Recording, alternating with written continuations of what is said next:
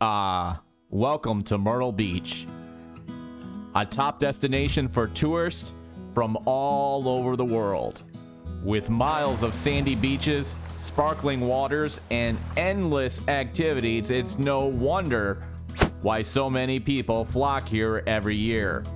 But with all of the attractions and activities come the inevitable tourist traps. In this video, I want to talk to you about what I think is the largest tourist trap in all of Myrtle Beach. You might be thinking that it's souvenir shops, and believe me, there are plenty of crappy souvenir shops all up and down the boardwalk. But the biggest tourist trap is not a souvenir shop. You may also be thinking that it's one of the endless buffets up and down the strip. But you would be wrong. A key to having an authentic and enjoyable experience during your vacation in Myrtle Beach is to avoid the tourist traps. The largest tourist trap in all of Myrtle Beach, South Carolina, is also one of its most iconic sites. It is the SkyWheel, which is the largest Ferris wheel east of the Mississippi. The Ferris wheel on its own is absolutely stunning, especially at night when its over 1 million LEDs come to life. How can this majestic and beautiful structure be one of the largest tourist traps in all of Myrtle Beach? And at the end of the day, I think it comes down to value and cost.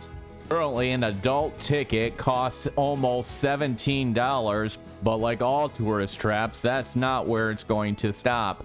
After your ride, which does include some great views of the Atlantic Ocean, as well as up and down the Myrtle Beach coastline, you will be ushered off the gondola and forced through another tourist trap, the gift shop, on your way out. They also try to sell you a photo of your experience on the gondola for an additional $25.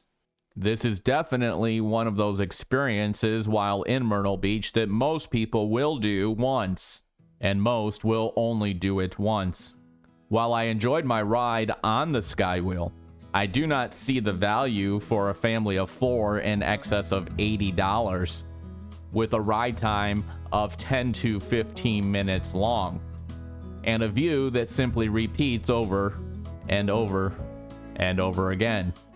While in Myrtle Beach, I would encourage you to don't be afraid to venture off the beaten path and experience some activities that may not be on the top 10 list in Yelp. You might just be surprised at what you discover. And if you would like to know some of my favorite ideas to enjoy Myrtle Beach that are off the beaten path, you can check them out in this video right here.